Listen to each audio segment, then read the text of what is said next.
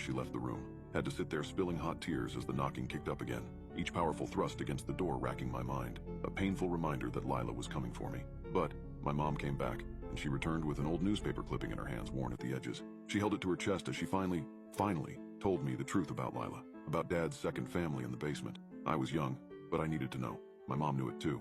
Through choking sobs, she told me about my dad's old family, the one he'd had and made before he met her, the horrible mistake they'd made, the one that gave her the best thing she'd ever had in her life but took away 3 others, about how my dad's old wife was already skating on thin ice, her cries for help that went unanswered, how when she found out about what my mom and my dad were doing that what little was left beneath her shattered, about how they couldn't have known but about the guilt she carried regardless. Like a heavy backpack, Mom? Yes, sweetie, but I can never put it down, that Lila was dead, and Isaac too, that their mom had done that to them and then did it to herself too. My dad found them in the basement when he got home from work, that he'd never forgiven himself, and my mom never had either. That when they reappeared back in the basement like nothing had happened, even after their bodies were taken and buried all those years ago, they couldn't think of anything to do but to give them as normal of a life as possible. Yet another difficult question. But why do they have to stay in the basement? I found out later that evening, when my dad came home from work and unlocked the door.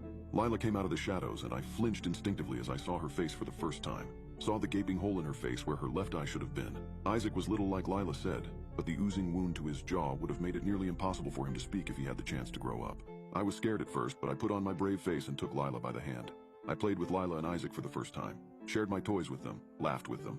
I didn't meet their mom that day, but I would years later. Once she and Lila and Isaac knew what became of them, she struggled to cope. She doesn't come out often, but I treat her with kindness when she does. The woman I know her as now couldn't imagine doing what she did. My dad's second family still stayed inside, but they were no longer confined to the shadows of the basement after that day. They became less of my dad's second family as we all became one larger family that laughed and played and loved together. I don't live in that house anymore. I'm an adult now, with an enormous appreciation for all of the freedom and opportunities available to me that I once took for granted. I know my family is far from normal, even horrible and horrifying in many ways that I helped to perpetuate as a kid, but it's all I've ever known. I love them, all of them. I still visit whenever I can for birthdays and for Christmas and for summer vacations. And whenever I do visit, I take a moment to be grateful for the fact that when I knock on the front door, Lila opens it.